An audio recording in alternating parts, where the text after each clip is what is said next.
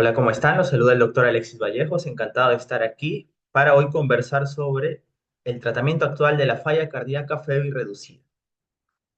Bueno, la agenda por tratar es la siguiente. Primero vamos a hablar unas definiciones, unas bases fisiopatológicas del tratamiento, qué nos dicen las guías, algunos trials que lo avalan, más allá de los cuatro fantásticos que es la terapia fundacional y unas conclusiones para llevar a casa.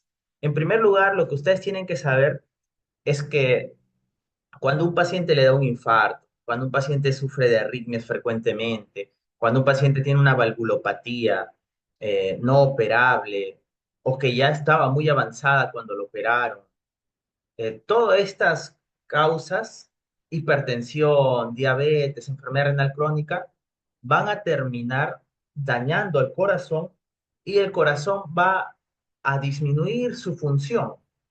Su función puede disminuir en sístole o en diástole. Y eso los que se va a conocer como insuficiencia cardíaca.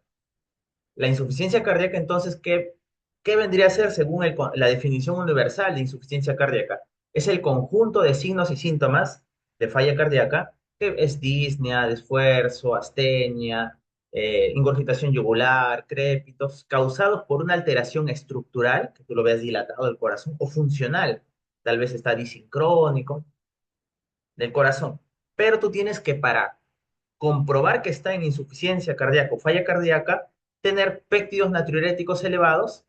Los péptidos natriuréticos se elevan cuando el corazón se distiende, la aurícula derecha o el ventrículo, aurículas o ventrículo se distiende, eleva los péptidos natriuréticos o objetivar signos de congestión, como que tú le hagas una eco y veas signos de congestión, una placa, una resonancia, etcétera.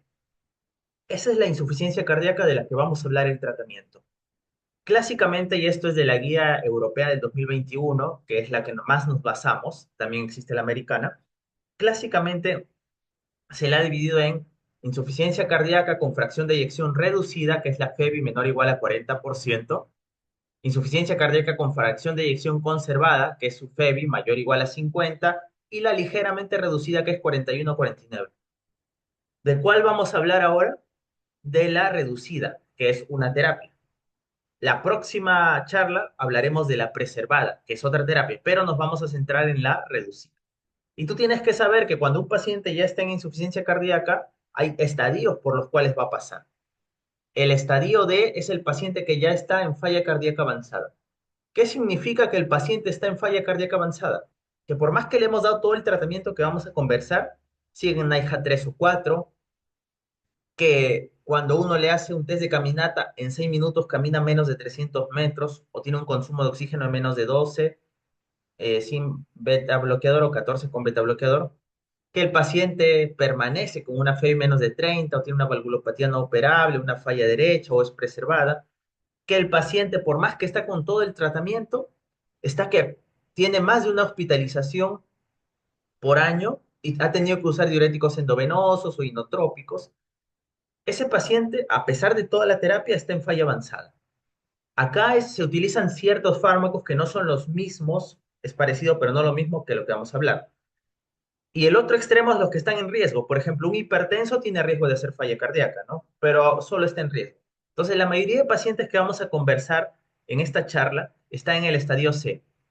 El estadio C son los que tienen alguna alteración estructural y síntomas, porque los B tienen alteración estructural, pero aún no tienen síntomas. Entonces vamos a hablar de los que tienen alteración estructural y ya tienen síntomas estadio C, pero aún no están avanzados.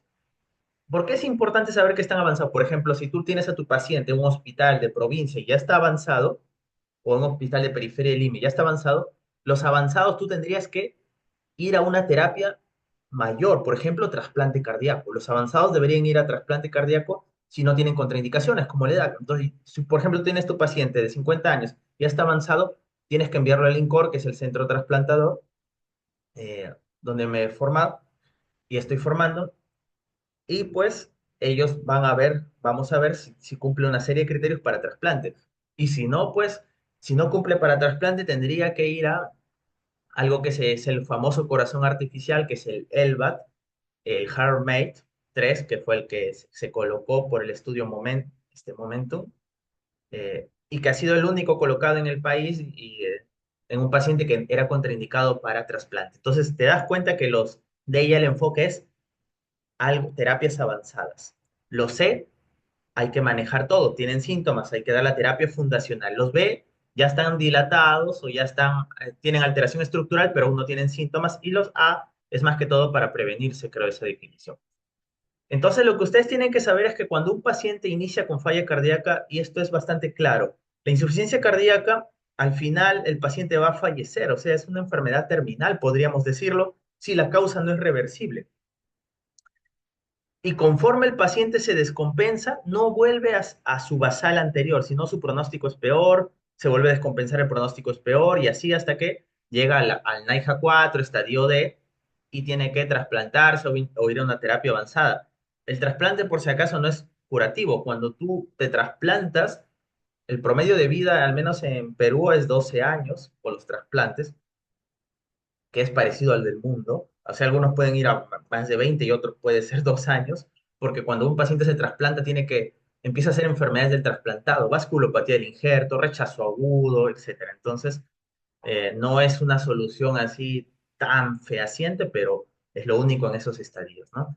Entonces, el tratamiento que nosotros vamos a dar y el que vamos a conversar es más que todo para evitar que el paciente se descompense y rápidamente fallezca. Tendremos que mantener al paciente más estable, sin descompensaciones y que viva más años. Esa es la idea.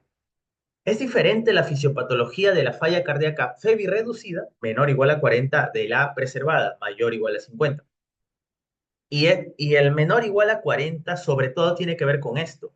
Una gran hiperactivación del sistema renina-angiotensina-aldosterona, una gran hiperactivación del sistema simpático.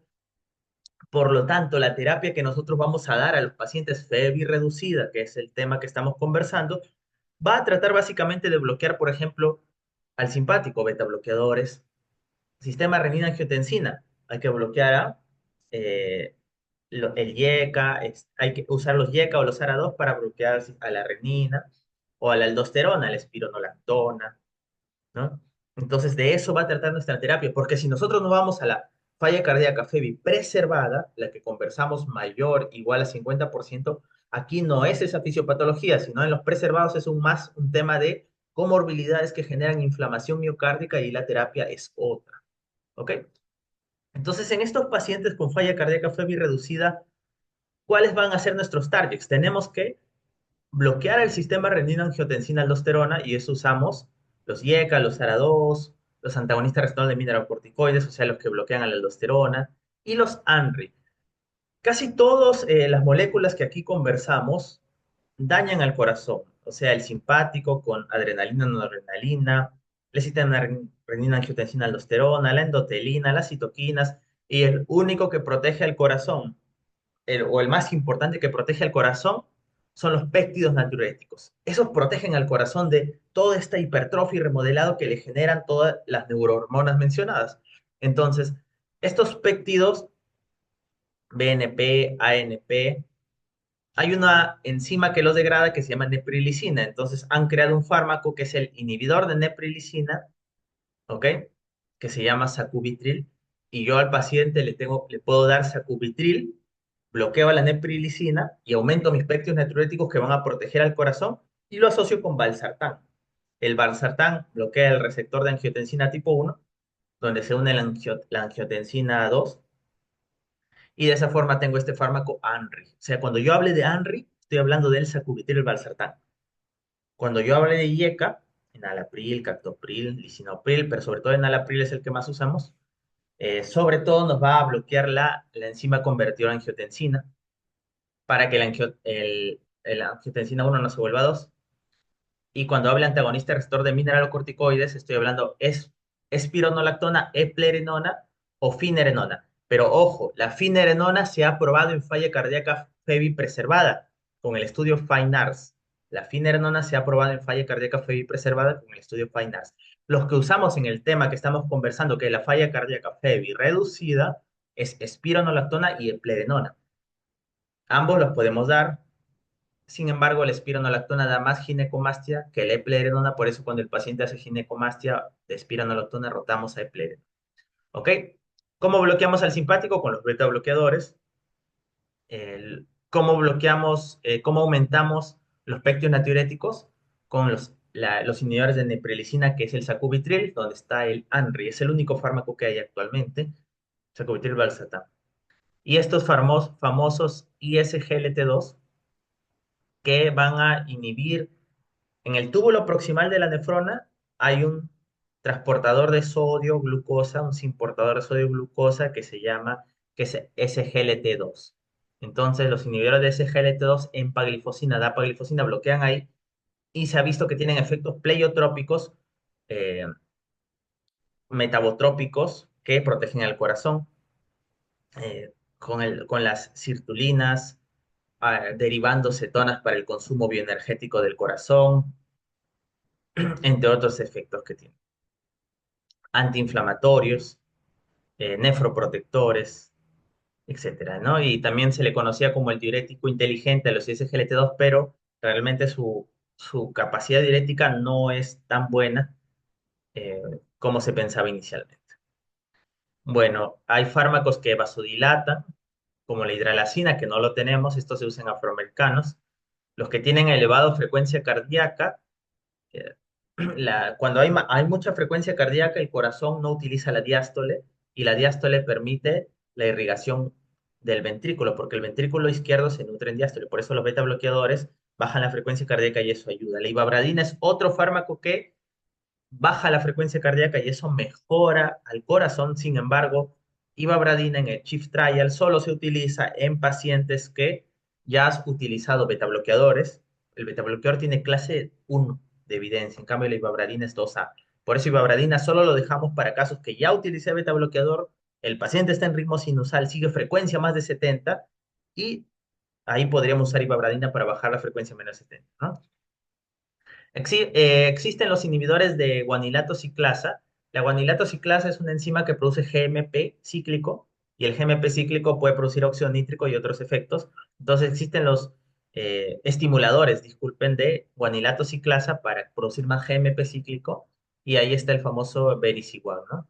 Vericiguat, que el Victoria Trial fue el que demostró el efecto, ¿no?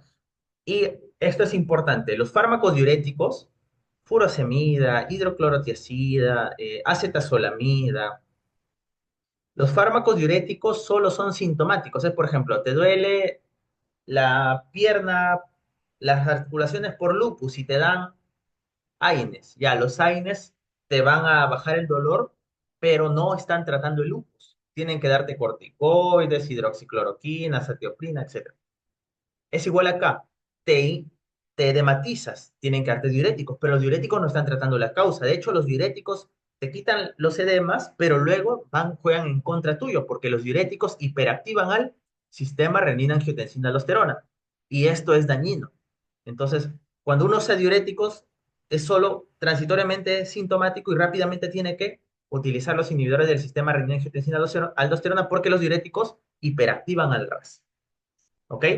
Los pacientes también no es la única terapia fármacos. Estos pacientes van a fallecer con el tiempo dependiendo su estado avanzado. Si están en NIHA 4, estadios muy avanzados, van a fallecer de insuficiencia cardíaca progresiva, falla de bomba. Y si están en NIHA 2 o 3, pueden hacer arritmias y muerte súbita. Por eso, cierto grupo de pacientes, recuerdan ustedes que se puede desfibrilar cuando alguien hace un ritmo desfibrilable, ya a los pacientes también se les implanta debajo de la piel y llega un cable al corazón, un desfibrilador automático. Si hacen una arritmia, les salva la vida. Eso se llama el DAI. Eso es para ciertos criterios que tienen riesgo de arritmia, ¿no? Y hay pacientes que, por esta dilatación y fibrosis que hace el corazón, esta hipertrofia patológica, eh, se, hay tanta fibrosis que se dañan el sistema de conducción y se daña la rama izquierda de las de His y se bloquea la rama izquierda de las de His. Y el ventrículo se contrae sincrónico. En lugar de ser sincrónico, primero el derecho, luego el izquierdo, porque hay bloqueo completo de la rama izquierda de las de His. A ese grupo de pacientes con ciertos criterios que vamos a conversar, le podemos instalar un resincronizador cardíaco, que es un aparato que va a ayudar que nuevamente se contraigan sincrónicamente, ¿no? Hay pacientes que cuando se dilata la válvula mitral ya no cierra y hacen insuficiencia mitral. Y esta insuficiencia mitral podríamos nosotros colocar un clip que se llama Mitra Clip, en el estudio COAT, Lurechai, se vio el beneficio y podríamos disminuir esa insuficiencia mitral con ciertos criterios. Y nunca olviden la rehabilitación que se le llama el quinto fantástico de este grupo de pacientes. ¿Ok? Entonces vamos desglosando estos objetivos terapéuticos. Miren, este es el algoritmo que ustedes tendrían que aprender.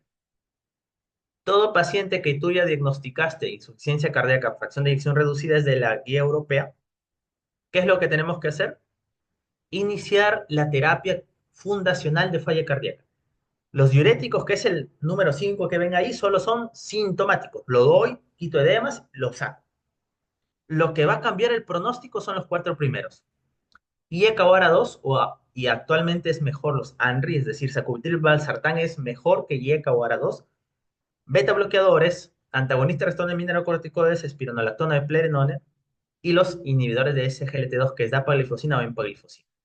Esto es lo que yo tengo que iniciar al paciente. Nunca se olviden, los cuatro tengo que darle y luego ya veo qué más hago.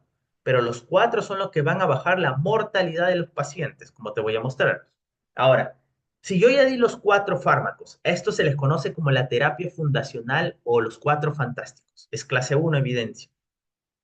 Y el paciente, a pesar de dar estos fármacos, luego de 3 meses de terapia médica óptima, con total adherencia, el paciente, su función sigue menos del 35, la fracción de eyección del ventrículo izquierdo, menos de 35. Su QRS no es ancho, menos de 130. eh, y yo podría darle, si la causa fue, la principal causa de insuficiencia cardíaca es la cardiopatía isquémica. Si a pesar de 3 meses de terapia médica óptima, aunque actualmente ya se está prolongando hasta 6 meses, algunos estudios hasta el año, y el paciente no mejora su función, yo le podría al paciente colocar un desfibrilador automático. ¿Recuerdan lo que le comenté? Que si hace una arritmia, lo desfibrila y ya le salva la vida. Es clase uno si es cardiopatía isquémica y clase 2A, o sea, tiene menos evidencia si es no isquémica, ¿no? Ese sería un grupo de pacientes para prevenir el riesgo de muerte de arritmia, ¿no? ¿Qué criterios tienen que cumplir? Además, tienen que ser NAIJA 2 o 3 los pacientes, ¿no? No puede ser NAIJA 4 porque los NAIJA 4, o sea, las fallas avanzadas, ya no se mueren tanto de arritmia, sino principalmente de shock cardiogénico, de eso mueren, ¿no? Insuficiencia cardíaca progresiva.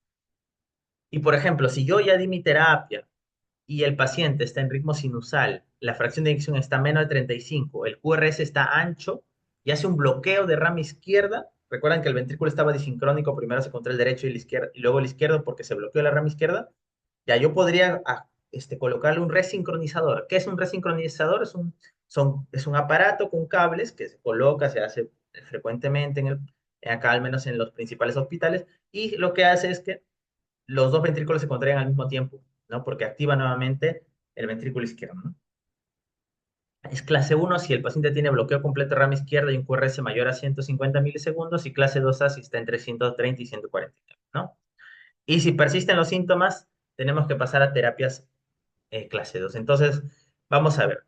Para reducir la mortalidad, todos los pacientes que deben tener ANRI, sacubitril valsartán es mejor que IECA hora 2, beta bloqueadores, antagonista receptor de mineralocorticoides e ISGLT2. Algunos aspectos clave, ¿ok? Si el paciente estuvo con IECA, para yo pasarle al ANRI, o sea, si estoy con Alapril y quiero pasarle sacubitril valsartán, tienen que pasar 36 horas. Porque si yo al paciente, supongo que en la mañana le den Alapril y en la noche quiero usar ANRI, o sea, sacubitril valsartán, y no han pasado esas 36 horas de lavado del YECA, se potencia mucho las vías de la bradicina y el paciente puede hacer angioedema. Así que 36 horas. Pero si el paciente está usando un ARA2 como valsartán, no es necesario esperar ese tiempo. ¿Ok? Los ANRI tomaron su papel en el Paradigm Trial, que lo vamos a conversar, y fueron mejores que el enalapril. Respecto a los beta bloqueadores, son muy antiguos los beta bloqueadores, son del siglo pasado, pero son importantísimos en falla cardíaca febril reducida porque reducen el riesgo de muerte arrítmica. De todos estos, el que reduce más el riesgo de muerte arrítmica vendría a ser los beta bloqueadores. También los ANRI reducen de muerte arrítmica, pero los beta bloqueadores sí lo reducen, ¿no? Entonces, eso es importante. En cambio, los IECA no reducen de muerte rítmica. Más este grupo es de falla progresiva de bomba, pero los beta bloqueadores más de muerte rítmica, ¿no? Los aprobados son bisoprolol, carvedilol, metoprolol y nebivolol. ¿Ok? Nosotros utilizamos más frecuentemente bisoprolol, pero el carvedilol también podría utilizarse. ¿Cuál es el problema del carvedilol? Que se da 2 veces al día, el bisoprolol solo una, entonces es más fácil de dosificar. Y el carvedilol tiene más efecto antihipertensivo, porque también bloquea alfa 1, que no lo hace el beta bloqueador. Y el carvedilol también tiene más problema con broncoespasmo en asma. Ojo, los beta bloqueadores no están contraindicados en EPOC, pero en asma broncoespástico no deberíamos dar carvedilol, sino bisoprolol o metoprolol, que son más específicos, ¿no? O nebivolol. Bueno, eso sería importante. Los antagonistas receptores de mineralocorticoides, o sea, los que bloquean el receptor de la aldosterona, eh, en FEBI reducida, los que tienen evidencia son el espironolactona y el pledenona. Y en FEBI preservada, el que tuvo evidencia fue el finerenone con Finars. Se hizo un estudio de espironolactona en FEBI ligeramente reducida y preservada, que fue el TOCAC, donde no demostró superioridad. Entonces, así está, actualmente está dividido, pero aún se está investigando y estos sí reducen el riesgo de muerte arrítmica. Y los ISGLT2 son los últimos fármacos que aparecieron, que iniciaron como antidiabéticos y luego se descubrió que, oh sorpresa, reducían el daño renal y luego, oh sorpresa, reducen la falla cardíaca, ¿no? Entonces, tenemos dapaglifosina y empaglifosina. La diferencia es, los dos son dosis 10 miligramos una vez al día, esa dosis de falla cardíaca, pero la dapaglifosina la puedo dar hasta una tasa de filtración de 25 y la EMPA puedo bajar hasta 20. Los antagonistas receptor de mineralocorticoides hasta 30 como punto de corte de tasa de filtración. Los beta bloqueadores, independientemente de la tasa de filtración. Y los ANRI se han demostrado, bueno, el Paradigm fue hasta 30 de tasa de filtración, mililitro minuto metro cuadrado, aunque algunos estudios como el Paraglide lo bajaron hasta 20, ¿no? Y los IECAS sí podrían darse con tasas menores a 15 o si el paciente entra en diálisis, ¿no? Pero hay que cuidar mucho la hipercalemia. Bueno, y si el paciente hace sobrecarga de volumen, ¿cuál es el sintomático? Diuréticos. Y luego dijimos, ¿no? Los que tienen bloqueo de rama izquierda para evitar y están en ritmo sinusal para evitar la disincronía, TRC, que es resincronizador. Es un cable que se va por el seno coronario, o sea, detrás del ventrículo izquierdo, y lo estimula al mismo tiempo que el impulso propio del corazón baja por el ventrículo derecho y así están sincrónicos, ¿no? Yo siempre que coloque TRC, tengo que tener este bloqueo de rama izquierda que más de 150 milisegundos que cumple los criterios de Strauss. Es indicación 1 cuando es verde. Y si el paciente tiene etiología isquémica y permanece con una fiebre menos de 35, la indicación sería DAI como prevención primaria, o sea, aún no ha hecho ningún evento arrítmico o muerte súbita recuperada. Y ahora miren, indicación 2A, o sea, menos evidencia, con 130 y 149. Ahora es 2A. Y si es etiología no isquémica, es 2A, colocarle un DAI.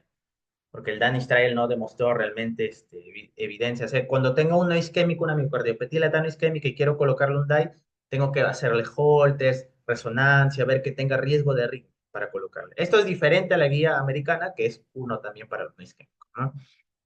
Y luego hay otras terapias que bajan las hospitalizaciones, por ejemplo, el déficit de hierro con la fórmula de Ganzoni, si me sale déficit de hierro, hemoglobina menos de 15, y déficit de hierro con una saturación de transferrina menos de 20%, ¿no?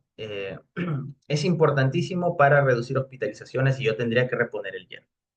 Si la causa es enfermedad coronaria y es revascularizable, tengo que operar al paciente, ponerle puentes, ¿no? Si tiene fibrilación auricular, pierde la eficacia en los beta bloqueadores en fibrilación auricular y cae la indicación del beta bloqueador a 2A y digoxina es una opción que podría aparecer para el control de frecuencia. Pero lo mejor por el Castle Trial, en falla cardíaca febril reducida y fibrilación auricular es ablacionar para volverlo a ritmo sinusal.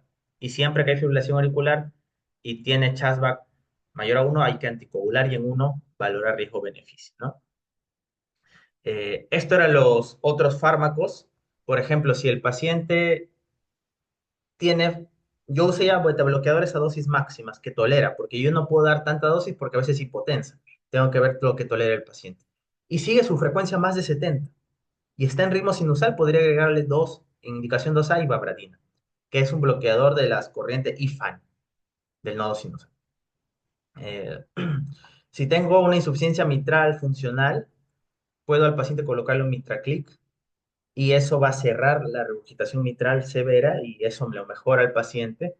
Eso es importante. Y los avanzados, los que estaban en la hija 4, ¿recuerdas los avanzados? Los que hay que derivarlos a un centro que haga trasplante para ver si van a trasplante o otra terapia como ELVAC o paliativos. Así que eso es importante. Y nunca olvidar la rehabilitación y el abordaje multidisciplinario de la enfermedad.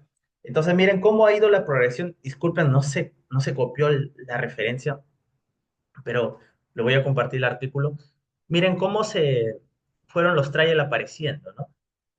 Antes de 1987, el tratamiento de la falla cardíaca era diuréticos y vasodilatadores y solo había mejoría de síntomas. O sea, la nitroglicerina como vasodilatorio y el diurético o la furosemida te mejora los síntomas, pero no el pronóstico. En el 87 apareció el Consensus Trial, que fue el primer de los trials que utilizó IECAS, o sea, enalapril, para reducir la mortalidad en falla cardíaca FEBI reducida. 87, ¿no? Inicialmente probaron con checas endovenoso, fue mal, y en el abril fue bien en vía oral. Luego en el 96 se hizo otro trial, el USCP Study, ¿no? Que mostró 65% reducción de mortalidad y 27% hospitalización en pacientes con carvedilol. Este fue el primero con carvedilol, aunque luego apareció el Copérnicos, que es el más que nos guiamos de carvedilol. El Civis con bisoprolol, el Medic con metoprolol y el Senior con nebivolol, que son los fármacos aprobados beta bloqueadores para falla cardíaca FEBI reducida. En el 99 apareció entonces miren, 65% redujo mortalidad del carvedilol. El Rales apareció en el 99, que fue con espironolactona y redujo el riesgo de muerte, ¿no? Por progresión de la falla con espironolactona. Eso fue el RALES. Ese es uno de los que podemos usar en falla cardíaca FEBI reducida. El otro, con el estudio énfasis, es el eplerenol. También lo podríamos utilizar. Y ya luego en el 2014 apareció el Paradigm Heart Failure, que ahí fue la primera vez que apareció los ARNI, ¿no? Los ARNI en el 2014 y 2019 a 2022 ya aparecieron los ISGLT2, dapaglifosina y empaglifosina con el Empero Reduce empaglifosina, ¿no? Y DAPA-HF para dapaglifosina. Y esto es la terapia fundacional de falla cardíaca, lo cual no hay duda y hay que iniciarlo. Acá les traigo para mostrarles los dos últimos que aparecieron, que este es el Paradigm Heart Failure Trial, comparó enalapril con sacubitril valsartán. ¿Por qué te traigo este trial? Porque tú muchas veces vas a ver pacientes en falla cardíaca FEBI reducida con enalapril y losartán, pero ya estamos demostrado desde el 2014 que sacubitril/valsartán, el sacubitril recuerda que era el que inhibía a la neprilicina y aumentaba los péptidos natriuréticos, fusionado con valsartán es mejor que enalapril. Se hizo el trabajo en 8.442 pacientes, NIHA 2 a 4, FEBI menos de 40%, pero luego modificaron a menor o igual a 35 y buscaron muerte por las causas cardiovasculares o hospitalización por falla. Incluyeron a pacientes, además de lo que habíamos mencionado, que tengan péptidos natriuréticos altos o una hospitalización con péptido BNP más de 100, y excluyeron a pacientes con presión arterial menor de 95, con tasa menos de 30 o que haya disminuido más de 35% la tasa de filtración glomerular o un potasio más de 5.4 en la aleatorización. Y los resultados vieron que los que usaban sacubitril habían muerto o u hospitalizado 21% versus lo que usaban en Alapril, que era 26.5. Y esto fue un hazard ratio de 0.8, o sea, fue significativo. Por lo tanto, se cumplió el objetivo, hubo menos muertes u hospitalizaciones, como ves en las curvas, este LCZ696 era como se le llamaba al fármaco antes, sacubitril/valsartán, y bajó el endpoint primario, las muertes cardiovasculares, la hospitalización, la muerte por cualquier causa, ¿no? La muerte cardiovascular también y las hospitalizaciones. Casi en todo bajó 20%, era el estudio de los 20, como se llama. Lo que sí te da más hipotensión y angioedema, pero el enalapril dio más falla renal aguda y hiperpotasemitos. Entonces, conclusiones, sacubitril valsartán es superior al enalapril en reducción de riesgo de muerte y hospitalización por falla cardíaca. Entonces, ya está, tienes que tenerlo claro que los ANRI son mejores que los YECA o los ARA2. Y luego entre 2019 y 2022 vinieron los trabajos DAPA-HF con dapaglifosina y Empero Reduce con empaglifosina. Estos fármacos aparecieron para diabetes porque bloqueaban el túbulo proximal, un transportador de sodio, glucosa. Y luego se dieron cuenta que tenían más efectos con las cirulinas, con las vías de la acetona, con un transportador en el corazón, NH3, ¿no? Te aumentan la hipoyetina, te bajan la disfunción renal, funcionan como los diuréticos del espacio intersticial, eh, tienen muchos efectos pleiotrópicos, antiinflamatorios, antioxidantes, y de esa forma estos fármacos se han consolidado. Y ellos, de los que te he mencionado, los ISGLT2 funcionan tanto en fiebre reducida como preservada. En cambio, los beta bloqueadores solo reducida. La espironolactona y plerenona solo reducida. La finerenona en preservada. Los IECAS y ARA2 no solo en reducida, no en preservada. Y los ANRI, sacubitril, valsartán solo en reducida, porque se hizo un trabajo, el Paragon, de Henry en preservado y que salió negativo, excepto en un subgrupo que eran mujeres con fiebre menor a 35, ¿no? Y bueno, eso era lo que tienes que tú tener en cuenta. Entonces, mira lo que bajaba la paglifosina: 26% empeoramiento de fallo, muerte cardiovascular. La EMPA similar, ¿no? 25%. Bajaban las hospitalizaciones, la muerte cardiovascular, y bajaban 17 y 8% el total de muertes. O sea, ya no hay dudas. No tiene que tener necesariamente diabetes. Obviamente, si hay diabetes, sí o sí, si hay falla renal también, crónica, ¿no? Pero solo con falla cardíaca tenemos que darlos. Y ahora, tenemos esta terapia fundacional. ¿Cómo la damos a los pacientes?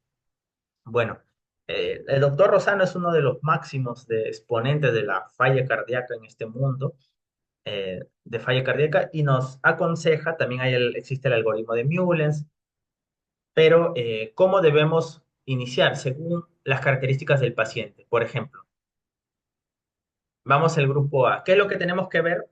Si el paciente, por ejemplo, cómo está su frecuencia cardíaca, si tiene falla renal o hiperpotasemia, si tiene fibrilación auricular o no, y cómo está la presión arterial, ¿no? Entonces, por ejemplo, si el paciente, yo te pongo ejemplo, si el paciente es fibrilador auricular, entonces yo voy a usar un fármaco que controle la frecuencia alta de la fibrilación, entonces tal vez iniciaría por un beta bloqueante, más que un IECA, ¿no? Si mi paciente me hace arritmias ventriculares, yo tendría que usar un fármaco que me disminuya más el riesgo arrítmico, los beta bloqueantes más que los IECA. Pero si mi paciente me hace congestión, más falla cardíaca, entonces yo usaría más IECA que beta bloqueante, porque el beta bloqueante al iniciar lo va a congestionar un poco, en cambio el IECA es vasodilatador. Entonces así yo tengo que ir viendo, ¿no? Eh, es lo que uno tendría que ver. Si el paciente tiene mucha hipercalemia, lo último que voy a iniciar es la espironolactona, porque es tal vez el que más me da hipercalemia, junto a los IECA, ¿no? Si el paciente tiene bradicardias, entonces no inicio tan rápido el beta bloqueante, primero inicio el IECA y ya después el beta bloqueante, ¿no?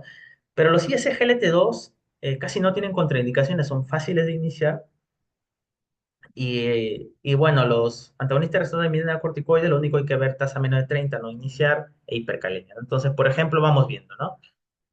Si el paciente está en el grupo, acá vemos cómo lo podríamos iniciar a los pacientes, ¿no?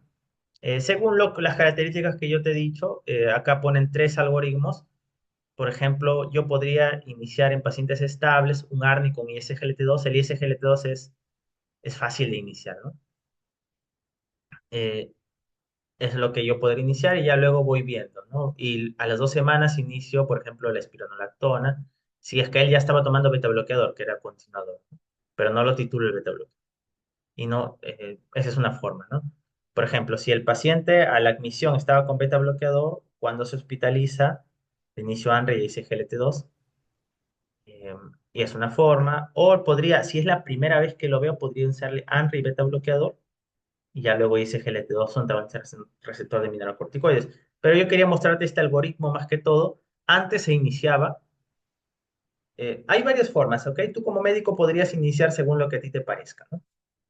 Algunos optan por iniciar los cuatro de golpes y otros inician uno, dos y luego van agregando como te fui mostrando según las características, ¿no? Antes se iniciaba según cómo se fueron descubriendo, como primero los YECA, luego los beta bloqueador, luego los antagonistas de mineralocorticoides, luego los ANRI, luego se pasaba a ANRI, ya no YECA y luego ISGLT2. Pero esto te demora mucho y hay un trabajo que es Strong Heart Failure, que demostró que si tú, que al alta deberías ya tener los 4 fármacos y a las 2 semanas haber conseguido tus dosis máximas. ¿Y ellos cómo lo iniciaban? Miren, según la presión, ¿no? Ellos lo iban iniciando según las características. Por ejemplo, acá vemos, ¿no? Si es más de 140/90, busca causas que aumentan la presión arterial y aumenta las terapias de falla, ¿no? Si es menos de 90/60, eh, podría usar ibabradina para no usar tanto beta bloqueador, porque el beta bloqueador hipotensa, ajusta los diuréticos que podrían estar hipotensando al paciente. Considera reducir IECAR a 2, ¿no? Ellos, pues, el Stronger Failure inició los 4 al mismo tiempo, si te das cuenta, ¿no? Y luego iba titulando según eso, ¿no? Esto era con la presión. Luego el Stronger Failure, ¿qué veía? La frecuencia cardíaca, ¿no? Si el paciente está con más de 70 de frecuencia cardíaca en ritmo sinusal y ya use máxima dosis de beta bloqueador, le iniciaba ibabradina. Si está con menos de 50/60, eh, el paciente los investigadores reducían la dosis de beta bloqueador y ibabradina, ¿no? Y podrían reducir y podrían iniciar vericiguat. Veían la falla renal también. De acuerdo a la tasa de filtración, es que vericiguat puedo usarlo hasta en 15, o sea, es uno de los que más podría bajar, ¿no? La hiperpotasemia hay que tener cuidado con los IECA o la espironolactona, ¿no? Y en FA podría agregarle incluso digoxina, ¿no? Era como ellos iban agregando cosas, pero iniciaban los cuatro prácticamente juntos. Pero este artículo lo que te recomienda es que primero inicie ISGLT2 y espironolactona, porque son fáciles de iniciar, y luego ya le agregue beta bloqueador o ANRI según las características. ¿Ok?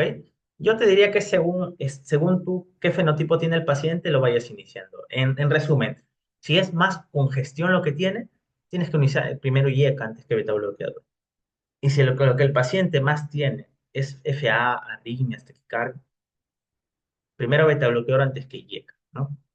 Luego, espironolactona es fácil de iniciar, lo único es vigilar el potasio y ese GLT2 casi no tiene efectos adversos considerables. Entonces, miren, como conclusión de los 4 fantásticos, ¿qué es lo que tienes que llevarte? Esto es un metaanálisis en REC 95.000 pacientes, ¿no? Y lo que te va a reducir más la mortalidad, como tú ves un hazard ratio de 0,33, es iniciar ANRI, Betabloc, Spiro y SGLT2, más que con vericiguat o Mecantic u otras, ¿no? Y es lo que yo tendría que 0,33, mira todo, ¿no? Si uso placebo es 100% la mortalidad. Mira toda la mortalidad que se reduce actualmente con mi terapia fundacional en los 4, fantástico. Pero no está todo el trabajo hecho con esto, por si acaso. Por más que yo use mis 4 fantásticos, tienes que saber que hay un riesgo residual. ¿Qué es el riesgo residual? El riesgo de morir o descompensarte conforme yo use más terapias. Estos fueron los trabajos que yo te hablé. Dapaglifosina, empaglifosina y este es del Victoria con Vericiguat. Son los trabajos más actuales en los cuales he usado más terapia, sobre todo para ver el riesgo de aún morir, a pesar de estar en toda la terapia.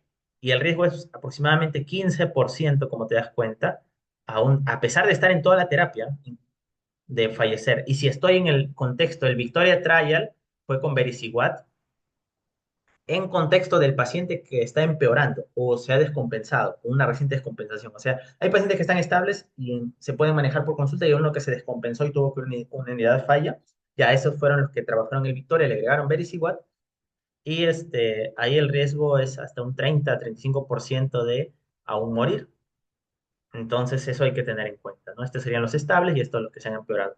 Entonces, por más que use todo, aún tienen riesgo los pacientes. Por eso, hay terapias que hay que ver, ¿no? Por ejemplo, este es con vericiguat. Vericiguat era estimulante de la guanilato ciclasa.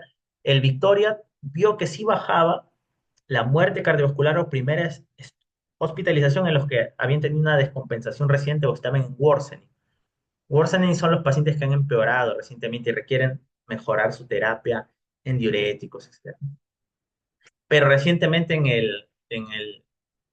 el Victor Trial, publicado en 2025 del Congreso del ESC, el Congreso Europeo de Cardiología, eh, donde presentamos un caso clínico sobre el complejo de carne y nosotros, bueno, en ese congreso presentaron al Victor y salió negativo. En pacientes estables no funciona el Vericiguat. Solo funcionaría en pacientes que recientemente han empeorado, worsening heart failure. Una sorpresa del Congreso Europeo fue que presentaron un trabajo con digitoxina, que no es igual que la digoxina. La digoxina tiene un tiempo de vida media de 24 a 36 horas, la digitoxina de 5 a 7 días. No, eso es importante. La digitoxina, por más que también se elimina por el riñón, si el riñón empieza a fallar, la digitoxina se elimina por vía biliar, en cambio la digoxina no. Hay más riesgo de intoxicación por la eliminación renal. ¿Qué serían sus principales diferencias, no? Nosotros no tenemos digitoxina, sino digoxina, pero al final el mecanismo de acción es el mismo. Y lo que se ha visto es que la digitoxina en pacientes con falla cardíaca febril reducida con 40 o menos, clase 3 o 4, o sea, ya con tendencia a ser avanzados, un gran grupo, y no en FA necesariamente, porque lo que yo te voy a mostrar es que la guía decía digoxina puede funcionar en FA, pero esto solo menos de un tercio estaba en FA, solo 27%. Eh, Habían pacientes con DAI, con CRT, mira cuánto usaban beta bloqueador, 96%. Entonces, una gran porcentaje con fármacos, o sea, la terapia está muy buena, si te das cuenta, pero menos de 20% de SGLT2 bajó la mortalidad. O sea, digitoxina en el futuro habrá que ver si se incorpora como un fármaco en fallas avanzadas, ¿no? Entonces, esto es importante, lo que te he mencionado, sin embargo, no olvides que lo que sí tienes que llevarte a casa es que hay que iniciar ANRI, beta bloqueador, antagonista de mineralocorticoides e ISGLT2. Y luego vemos si está sintomático, diuréticos. Bueno, no tenemos hidralacina, pero esto va en afroamericanos. Si la frecuencia es más de 70, NAIJA 2 a 3, siguen ritmo sinusal a pesar de dosis máxima de beta bloqueador y babradina. Igual en el worsening, o sea, el paciente recientemente empeorado. Estos fármacos ya le hemos hablado, no olvidar que si tu paciente ha usado YECA, hay que pasar 36 horas antes de usar el ANRE. Y que si el paciente, por ejemplo, está tomando YECA menor o igual a 10 miligramos de enalapril, eh, menor o igual a 10 miligramos diarios de enalapril, o menos o igual a 160 de valsartán, iniciamos con 24 o 26 de ANRE y luego vamos a 1 o 2 semanas titulando. ¿Ok?